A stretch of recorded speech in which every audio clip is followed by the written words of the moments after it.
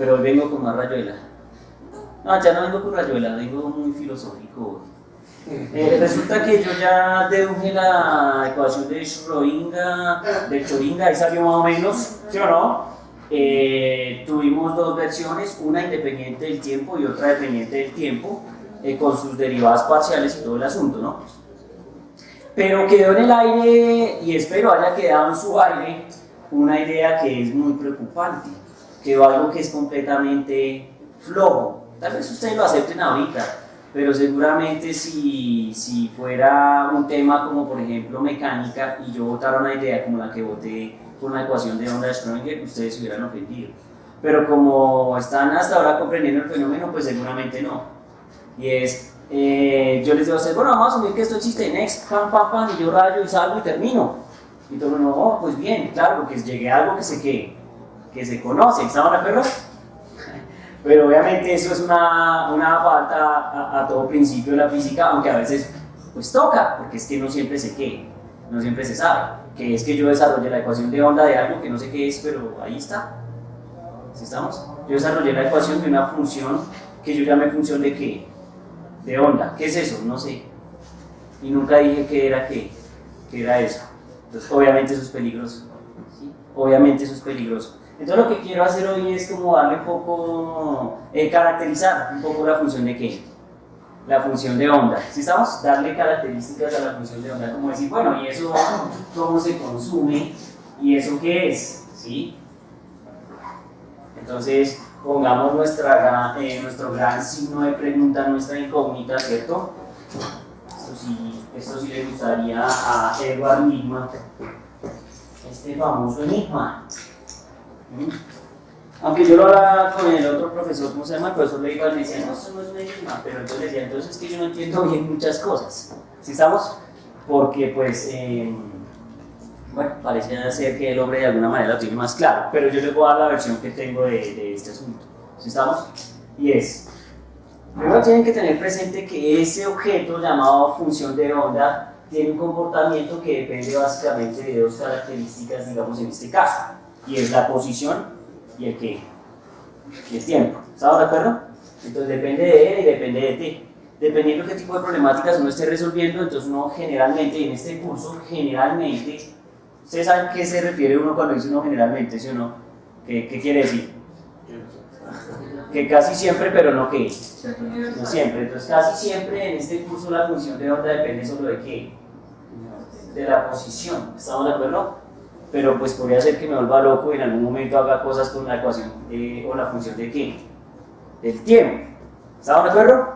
Entonces pues tienen que estar atentos, ¿sí? Obviamente la función que depende del tiempo pues es un poquito más complicada, aunque ya vieron la hipótesis que se puede plantear para la función de phi de L, t, que básicamente es que es una función phi de L por una función phi de qué, de t, como para generar un efecto de independencia lineal de alguna manera, ¿no? Entonces pues se plantea como un producto de dos funciones independientes.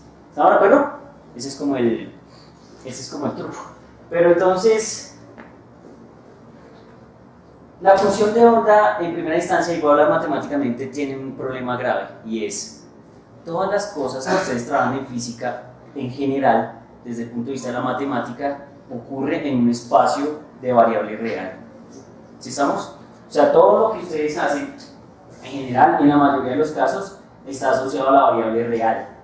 Y si tiene algún comportamiento complejo, en general uno lo baja a la variable real para que dé cuenta del mundo real, ¿cierto?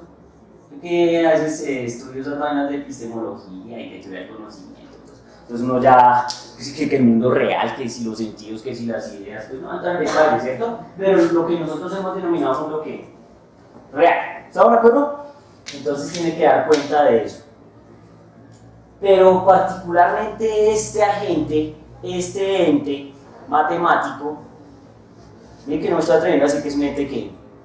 Físico, como ente físico, pero este ente matemático, este agente matemático, siempre, por los siglos de los siglos, amén, es una función o es un ente matemático que está en variable compleja. Vamos sea que las funciones de onda que nosotros estudiamos viven aquí. Aló, profesor, ¿dónde viven?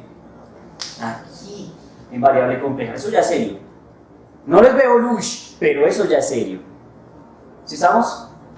Eso ya es serio. Eso ya es un problema porque de las mayores problemáticas que existen dentro de la física cuántica e incluso en las conferencias que fuimos el semestre pasado, aún, porque hubo 2 conferencias el semestre pasado en el coloquio de licenciatura en física, que fue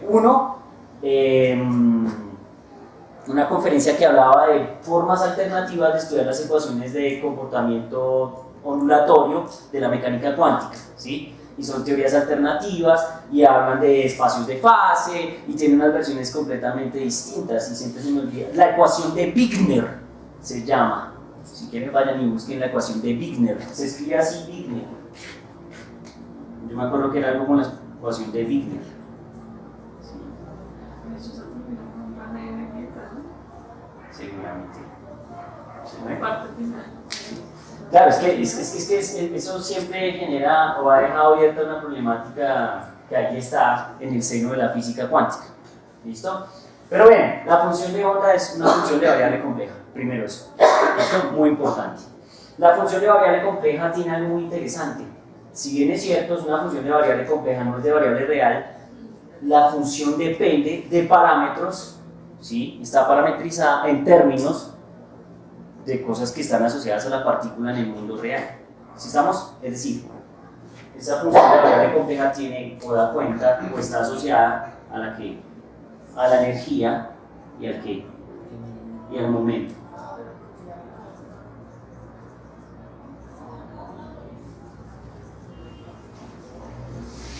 ¿Listo? Está asociada a la energía, está asociada al momento.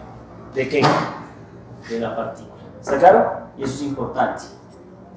Ahora bien, la función de onda debe cumplir ciertas características para apreciarse o para decir que es función de onda, porque no toda función es función de onda. ¿Sí estamos? Tiene ciertas restrictivas, ciertos comportamientos que son importantes. Y es, por ejemplo, si esta es la función de onda en el espacio, en términos del espacio o en R, ¿sí? Dependiendo del espacio, entonces ustedes no pueden esperar que la función de onda tenga, por ejemplo, este comportamiento. ¿Sí? Esta curva no puede ser una función de onda. ¿Sí? No puede ser función de onda. ¿Listo? ¿Por qué? Porque tiene unas especies de divergencias en el infinito y en el menos infinito. ¿Sí estamos? ¿Qué quiere decir? Que la curva crece y aquí también crece. Las curvas que tienen crecimiento en el infinito y en el menos infinito no pueden ser función de onda. ¿Listo? Ya les diré por qué. Por lo pronto, ¿qué? No pueden ser función de onda. ¿Está claro? No pueden ser función de onda. Profe, una cuestión. Sí. Bueno, eso lo recuerdo de un experimento que hice en ondas y vibraciones, que era pues hacer unas simulaciones de un diente de sierra y algunas funciones. Y a través que se iba expandiendo, o sea, en el momento que se iba expandiendo más la serie de Taylor, se hacía cada vez más, o sea, tendía más a ser como una línea recta en vez de verse como la forma ondulatoria. Así que si digamos limitáramos un poco el campo de estudio de eso, o sea, no estudiáramos digamos toda la curva, sino solo un pedazo, se podría de pronto asociar con una función de onda, o sea, si limitáramos los espacios, ¿no? Si pusiéramos unos límites. Hay una cosa que es muy importante. La función de onda tiene un comportamiento que es, la función de onda debe ser continua, ¿sí? Entonces, si la cortas,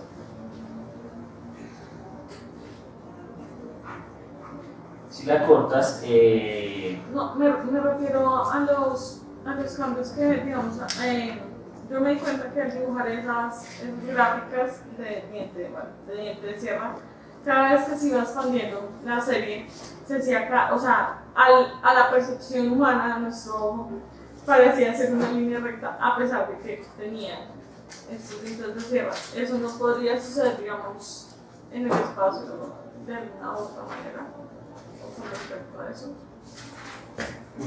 Pues podría percibirse, pero no seguramente se comportaría como función de onda. Ok. ¿Sí me va a entender? Sí.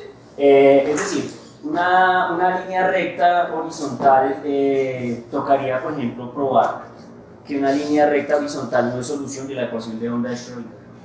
¿Se va a entender? Y si es una función de ese comportamiento, no nos podría servir. Es más, miren que una función de este tipo tampoco podría ser función de onda. Eso no puede ser una función de onda. Esa recta. No puede ser función de onda.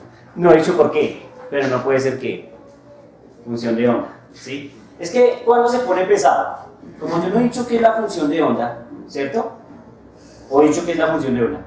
No, es simplemente una estructura matemática, una función de variable compleja que da cuenta o tiene información que está asociada a la energía del momento en una partícula. ¿Sí estamos? La función obviamente debe ser continua y también debe ser ¿qué? Derivable, que es como condiciones típicas de funciones que uno quiere manejar. Ya voy por qué tiene que ser así. Es derivable. La función debe ser derivable. Es continua, es derivable. Pero además, la función, que eso es interesante, la función, llamémosla f de r, si quieren, f de r debe tender a 0 en dos lugares del espacio, en menos infinito y en qué, y en infinito. Es decir, las curvas que se comportan como función de onda, o si quieren pongamos la phi de r, ¿cierto? Tienen que tener ese comportamiento. No sé, de alguna manera tienen que llegar a dónde? Al 0. ¿Podría hacer esto? No, podría decir que no. Se podría hacer tal vez esto y luego hacer esto. ¿Me hago entender? Pero en el infinito y en el menos infinito, la función cae a dónde? Caen a 0. ¿Qué diferencia hay entre una función que hace esto y una función que no hace eso? ¿Qué tipo de operación matemática, por ejemplo, convergería y qué tipo de operación matemática divergería en unas funciones como esas? Por ejemplo, si yo hago algo sobre esta función, ¿qué tipo de operación sería convergente en esta función? ¿Qué sería divergente en esta función? ¿La qué? La integral. ¿Cierto? Porque miren que la integral de esta área es convergente. Es decir, porque en los extremos tiende a ¿qué? Tiende a 0. Mientras que miren la integral de esta curva. Cada vez se hace más ¿qué? Más grande, más grande, más grande. Entonces la integral de esta función, digamos en términos de r, sería divergente. ¿Estamos de acuerdo? Entonces, como tú lo has dicho, se hace necesario que la función sea divergente porque nosotros vamos a usar una integral o dependemos de una integral. ¿Sí? Dependemos de una integral. Y entonces, la integral que va a funcionar en este curso, y ya les digo a qué se refiere esto.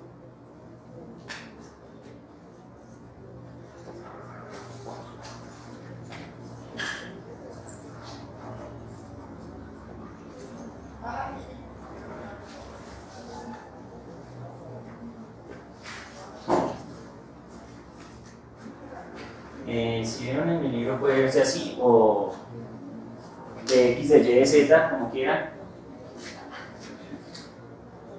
Debe ser igual siempre a ¿qué? A 1.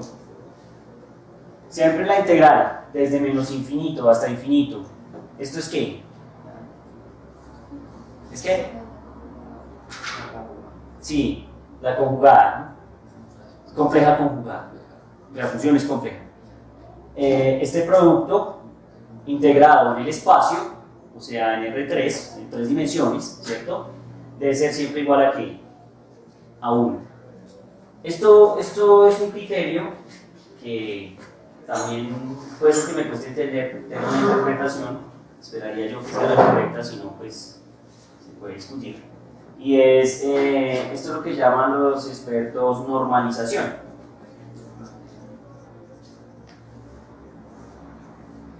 La normalización de la función de onda. ¿Cómo así, profe? No entendí nada. Profe, no entendí. Mucho nivel. ¿Ah? Pues no sé. Más o menos.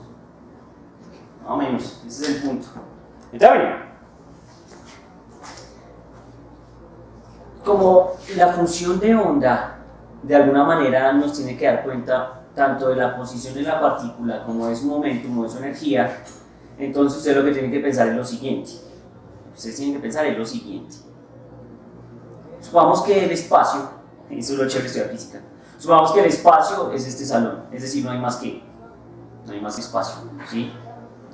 La partícula está en este espacio, o sea, la partícula está en el salón, ¿sí?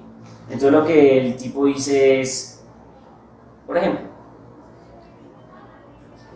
si alguien entra al salón, que es todo el espacio, ¿cuál es la probabilidad que el tipo encuentre la partícula dentro del salón? ¿Uno? Miren, es peligrosa la pregunta, así que tienen que tener cuidado. La partícula está en el salón. Hay un tipo que entra al salón. ¿Cuál es la probabilidad P de que el tipo encuentre la partícula dentro del salón? ¿Ah? ¿Uno sobre el volumen?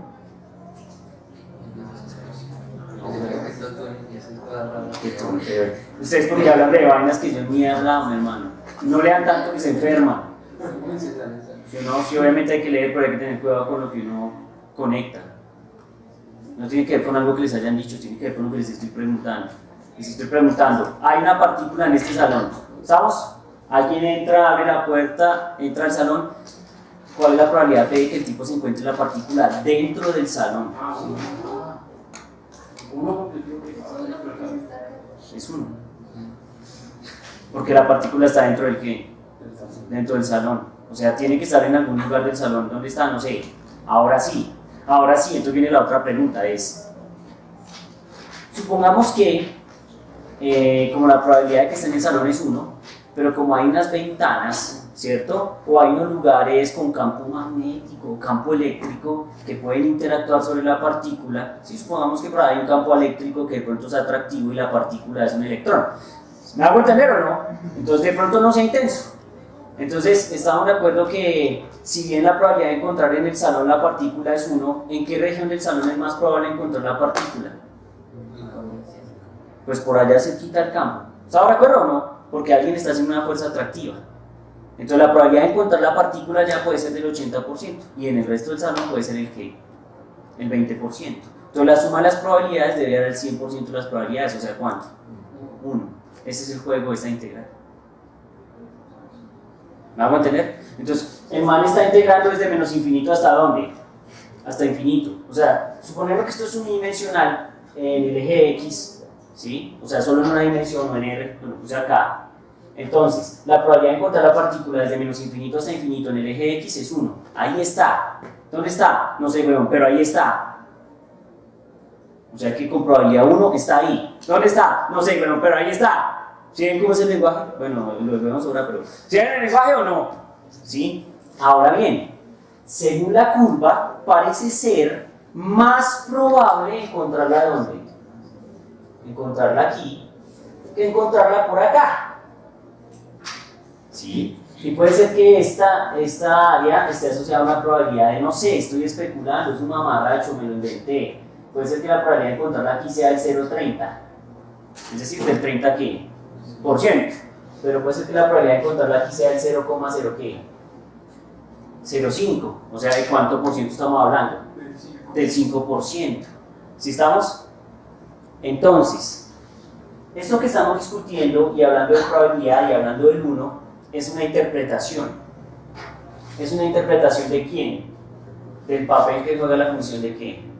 De onda. Es una interpretación. ¿Aló? ¿Sí me va a entender? Cuando uno dice que es una interpretación, ¿a qué está haciendo referencia? Que podría ser o no podría ser. Lo cierto es que la interpretación es buena. Lo cierto es que la interpretación se asocia a fenómenos reales. La interpretación tiene que ver con cosas que se han medido. ¿Me hago entender o no? Pero hay otras formas de ¿qué? De interpretar estos resultados. ¿Sí? Como les decía, tengo pendiente que la gente que trabaja con estas ideas de Wigner y eso, hacen otras cosas. ¿Me hago entender? No voy a entrar en detalles. La onda piloto es otra versión de esas cosas. ¿Aló? ¿Sí me va a entender? Entonces toca tener que cuidado. Y también dependerá de pronto de la suerte que ustedes tengan cuando estudien mecánica cuántica con un profesor, ya sea en un posgrado, no sé qué versión tiene, qué versión practica. Hay tipos que son genios en esto. Yo me acuerdo que una vez yo fui a un curso, yo eso no sé, pero pues yo me voy de chismoso. Un curso que se llamaba Mecánica Cuánticas Conformes y sus aplicaciones. Entonces hay una cosa que se llama Mecánica Cuántica Conforme. Y hablaban mucho de este tipo, de las ecuaciones de Wigner y Wigner para arriba y Wigner para abajo. ¿Ah, entender o no? Es solo una versión, bastante ¿qué? Potente, bastante poderosa y la más aceptada a nivel ¿qué? Mundial. Así que no se salgan del paradigma. No mentiras. Miren qué hacen. Miren qué interpretan, miren qué leen, miren qué estudian. ¿Si estamos o no? El caso es que esto es montado por los genios, que era lo que estábamos discutiendo, que están cercanos a Heisenberg. ¿Está bien escrito? Pues me falta algo, ¿cierto? Pues eso es con N. Heisenberg. Con N. Heisenberg. Listo, Heisenberg. ¿Qué más fue este guache? Bohr. Bohr, ¿sí o no? ¿Qué más? Sí. No, pero de este modelo, de esta escuelita. Max Born, así se llama el hombre, ¿no? Listo. ¿Quién me falta? ¿Ah? Es que Schrödinger sí está. El Schrödinger. No está. 50% Pero no está. La verdad es que ustedes tienen presente que este man está peleándose contra estos guaches, ¿sí? Porque de hecho, cuando el tipo bota sus teorías ondulatorias con ecuación diferencial y todo, los manes no les suena mucho eso y por eso está la mecánica cuántica matricial.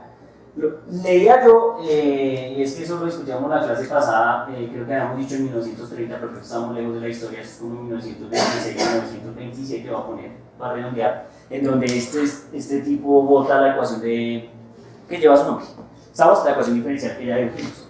Pero entonces este tipo lo hace y inmediatamente, porque como le caen en bandada a todos estos tipos, darle madera, porque eso no es concordante con lo que plantea la mecánica matricial y el principio de incertidumbre de Heisenberg. Entonces lo que hace el tipo es hacer desarrollos matemáticos, comprobar y demostrar que efectivamente los resultados que bota la ecuación de Schrödinger están de acuerdo con el principio de incertidumbre de Heisenberg. Man dice, no, es que esto es una manifestación diferente, o sea, diferente de lo mismo. ¿Me van a entender? Ese es el juego.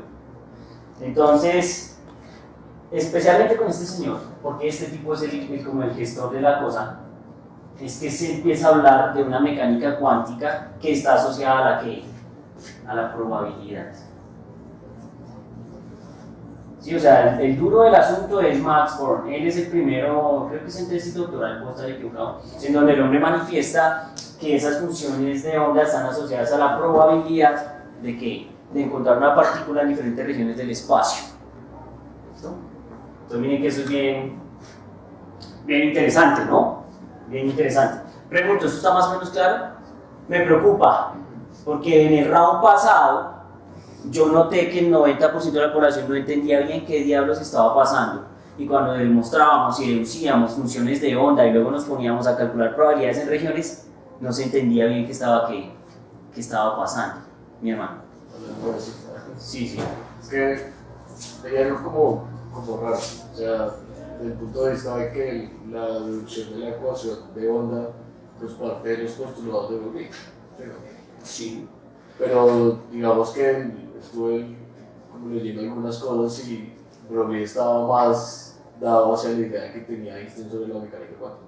O sea, este man no estaba de acuerdo con lo que decía Max Born, pero la interpretación de Max Born y la deducción de la ecuación de onda pues parte de la teoría de Broglie. Entonces digamos que hay como un espacio raro donde está de Broglie, cuál es la física de su idea de de la onda piloto, pues, porque eso no está metido dentro de la interpretación. No está dentro de la interpretación convencional. Creo que la onda de Broglie, eso se va, pero no estoy 100% seguro. Es que si mal no estoy en espacios de fase y es como unas aplicaciones de la mecánica estadística sobre eventos cuánticos, ¿sí? Pero no es raro, no te preocupes. Es decir, no es raro que la ciencia, y más en esa temporada, yo no sé, eso como que fue muy común, porque por ejemplo estaba Max Planck, y Max Planck estaba igual que este man, que digamos, no sé como de Broglie, pero Planck bota la idea suena, luego Einstein le da peso a la idea 5 años después, luego todo el mundo empieza a usarla, que aparece Bohr, ¿qué tal? Y el man todavía está como, no cabrón, a mí eso no me suena. El man, no, pero que es que esa es la idea, mire qué tal, el man. Creo que ese man, puedo estar equivocado, ese man murió como en los años 40, pues, no sé si, creo que sí, 40 y tanto, si mal no estoy, puedo estar equivocado.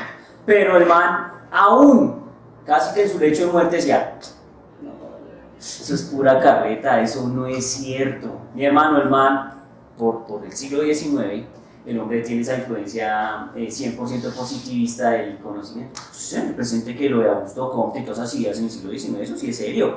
Aló, eso es serio, ¿sí? La gente está conectada, está bien filosofada sobre esa dirección, ¿sí? Así que todo el mundo es muy positivista. Entonces romper ese paradigma no es para nada que sencillo.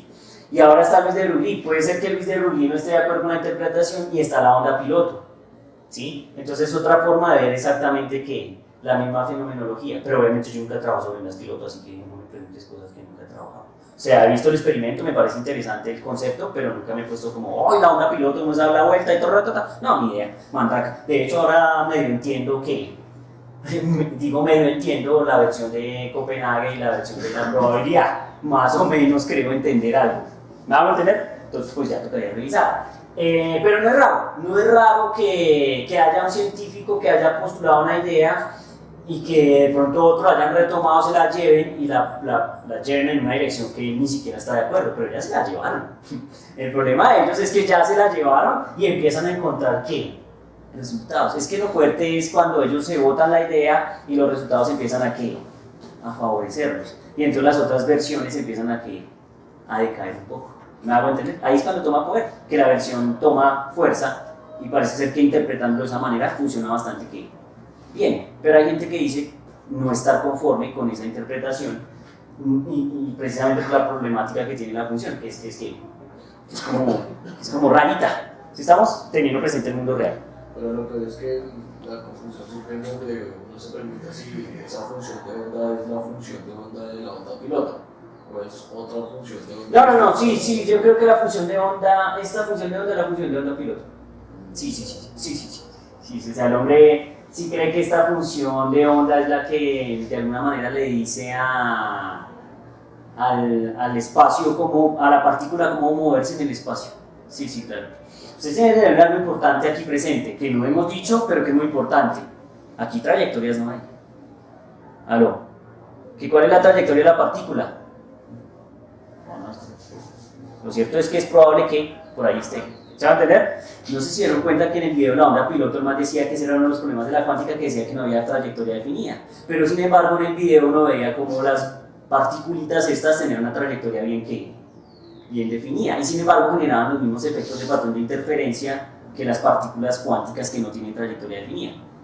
Bueno, eso es una vaina rara, ¿no? Yo no estoy afirmando que eso sea cierto, solo es como algo que lo deja uno completamente inquieto, ¿sí? Y más si de pronto alguno de ustedes está interesado en darle a la cuántica en la vida de alguna manera violenta, o sea, realmente que seria, ¿sí? Yo tengo amigos que sí son los genios ensanduchando eso que están haciendo en el otro curso, que toma tu phi por este lado, tu phi por este lado y salen los engenvalores y bueno, todas esas vainas, ¿no? ¿Sí o no? Y salen unos resultados increíbles. Hay un amigo mío que trabaja en una cosa que se llama iridiscencia. ¿Saben qué es iridiscencia? La iridiscencia es, ¿se han visto que a veces uno tiene la fortuna de encontrarse una mosca bastante infectada? Y se han visto que las moscas bastante infectadas son hermosas y perfectas a la luz del sol. Se les ve un color verde, morado, azulado. Eso es iridiscencia. Que los insectos o ciertos animales tienen ese comportamiento cuando les llega la luz. Pero esto es un efecto estrictamente cuántico. Entonces mi amigo trabaja en demostrar esos efectos cuánticos, se llaman puntos cuánticos y eso se llama óptica cuántica. Y pues si quieren estudiar moscas, entonces estoy en óptica cuántica y van y miran por qué diablos se ven de esos que de esos colores. Y todo se hace que ensanduchando y usando porque ellos que usan este modelo, este paradigma. ¿Se van a entender? Ya. Y eso se va. Y de hecho ya hay gente que dice como, ya, huevón, ya, listo, es así, y next, y porque pues sí puede ser como que, como puede ser muy importante que tal vez discutir el modelo le lleve a uno algo nuevo, como podría ser que fuera una discusión de esas discusiones bizantinas deliciosas, donde han pasado 100 años y pues tal vez, pues ya, dada la interpretación, quién sabe qué tan relevante sea, si ya al fin y al cabo los resultados siempre aportan básicamente que lo mismo, no sé, yo no sé, yo solo les cuento. ¿Me entienden? Hay que dar cuenta. Pero insisto, desde el punto de vista de la probabilidad es claro que la partícula está en el salón. Sí, es que, insisto, el semestre pasado yo hablé mucho de esto, pero la gente, yo sentía y cuando me respondían los parciales, cuando yo preguntaba, cuando resolvían problemas, no sabían de qué estábamos hablando, ¿sí? Ustedes tienen que tener presente una cosa, el producto del conjugado de la función con la función original, esto es lo que llamarían uno como una especie de densidad de probabilidad. Sí, el producto, no una sola, sino el qué. El producto de eso genera una densidad de probabilidad, por eso uno integra en un qué, en un volumen, a la densidad de probabilidad. ¿Sí estamos? Y eso le va a dar la probabilidad de algunos eventos. ¿Me vas a entender? No sé si ustedes notan que aquí hay algo interesante. Lo que nos está diciendo es que si por ejemplo usted integra entre un punto A y un punto B, usted va a poder estimar cuál es la probabilidad P de encontrar la partícula entre el punto A y el punto Q. Y el punto B, o sea, en una región del espacio. ¿Sí estamos? Ese es el truco.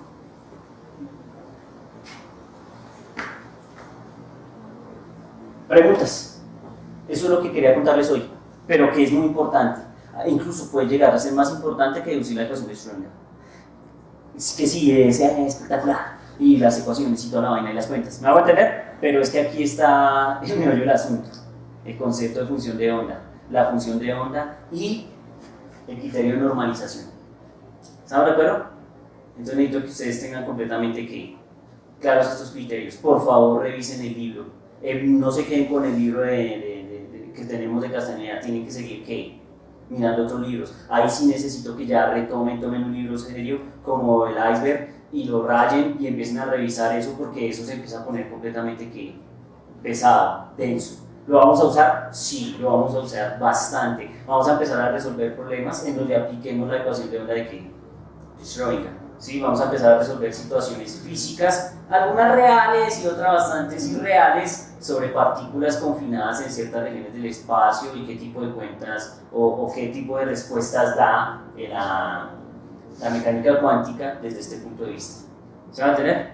Entonces los necesito leídos sobre función de onda, e incluso lean y me cuentan.